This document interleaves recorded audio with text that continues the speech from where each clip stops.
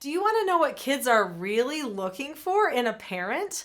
I'm Nicholeen Peck, and I am the parent of 4 children. I'm also a grandma. I also was the foster parent to troubled teens for a lot of years, and I teach parenting all over the world through the lens of the principle self-government.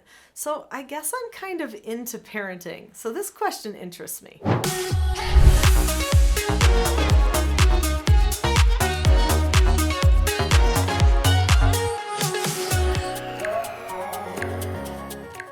In this video, I'm going to share a true story from my life, and then we're going to talk about what it is that the children are looking for in us. And I actually think that the answer might surprise you. We all know what we are looking for in our children. We have these little pictures of what we want them to turn out like. But you know, they don't necessarily have the same pictures for themselves, at least not initially. It takes a little while before they decide, what are my life goals? Who do I want to become? That's going to take a little bit. And usually when they start coming up with their pictures, they are very egocentric pictures. Things like, I want to be famous. I want to have this. You know, things that make them the center of everyone's attention. It's not until they mature that they start making a more practical and maybe powerful and purposeful picture of who they want to become. But did you ever stop to think that all the way along, though, there is someone that they want us to be in their lives?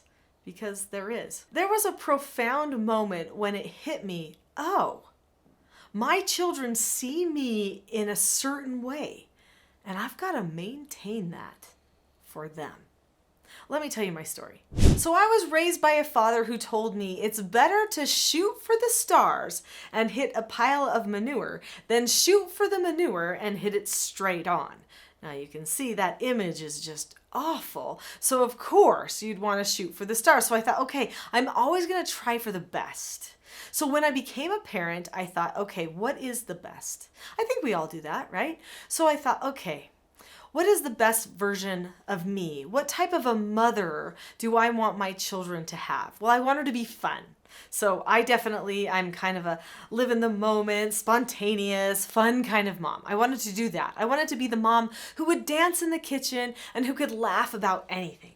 So I was that. But I also wanted my children to have good character, good moral development. I knew that in order to achieve that, I also had to have refinement. So I had to have this balance between fun, spontaneity, but also refinement. A person who knew there were certain words that we just don't say because they're not respectful, or there were certain ways that we would treat people and not treat people, right? There were certain ways that we would dress and not dress because I wanted to show them respect for themselves and for others. This is where that refinement piece came in. There were many other things that I wanted to be for my children. I wanted to be educated, and ultimately I ended up homeschooling them and being their school teacher. And we had a lot of great success there. There were so many things. I wanted to show them I was hardworking. I could list many.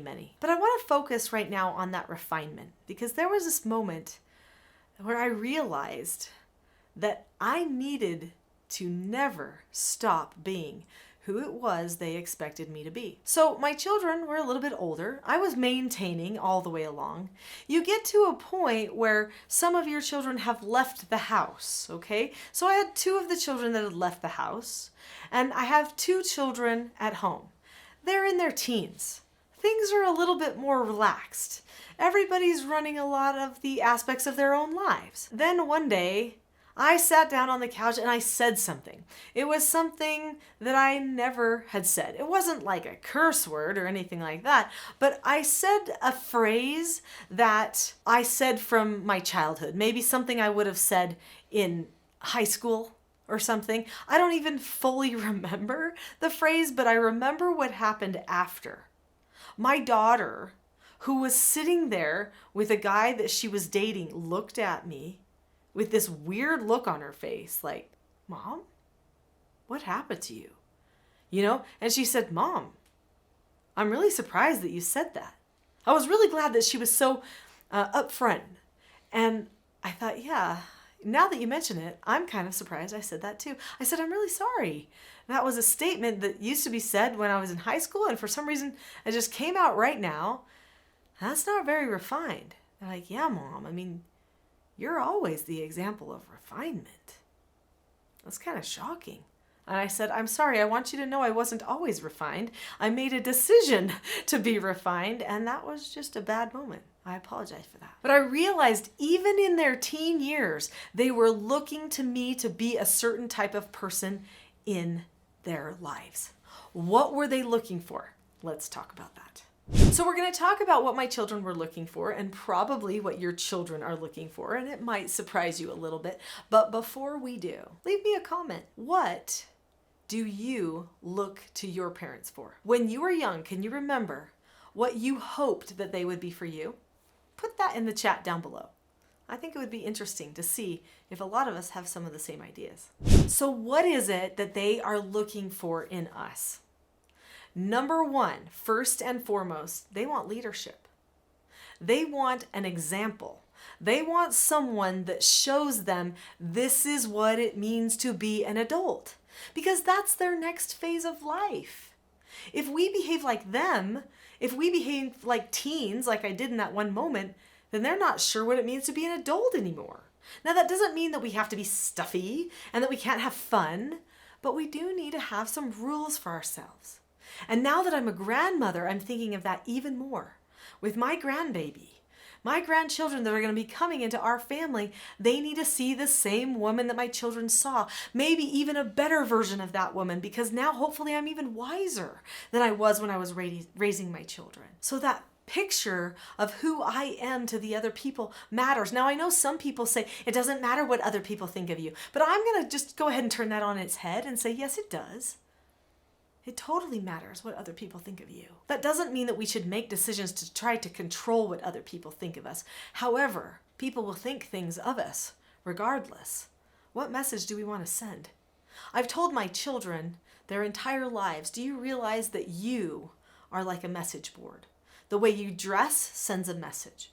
The way you talk sends a message. You are essentially a message of everything that you think and believe. And if you dress in a way that does not match what you really think on the outside, you're selling yourself short, because people will treat you as less than you are. Don't we know people like that? We meet someone and we think, whoa, the first time I saw you, I totally judged you, because not that we should judge people, don't get me wrong, but we do, right? And we see the people and think, oh no, I totally thought you wouldn't be that smart. And then they come up with something and you're like, holy cow. Or I didn't think you'd be a person who was that religious or that spiritual. And then, wow.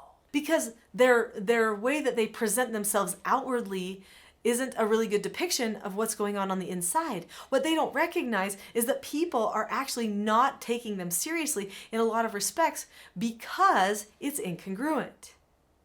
So parents teach their children, hopefully, to be congruent. What you are on the inside should match what you are on the outside. And let's talk about what we should be on the inside and what we should be on the outside. They need leadership. They want leadership. They want someone to show them who to become. And even if they think they want to be the complete opposite of you, if you show them a good example, ultimately, that's what they will become, is you. And in my opinion, as a parent, there is nothing more honoring than having your child want to turn out like you, to do the things that you do, to say the things that you say, to believe the things that you believe. That honors me more than anything. And when I look at my children and I see what they've become, nothing makes me more happy than to see that they are living their lives in the same way that I lived mine, with a few little, personal touches. In the description below this video, there is a link that says teachselfgov.com/toolkit. For right now, that will take you to my Calm Parenting Toolkit, which has 10 lessons in it, will help you learn the tools that you need to maintain your calmness. And you can have that for free right now. This is a great starter course to learning self-government. Go ahead and click on the link to that free Calm Parenting Toolkit today, and I'll see you there.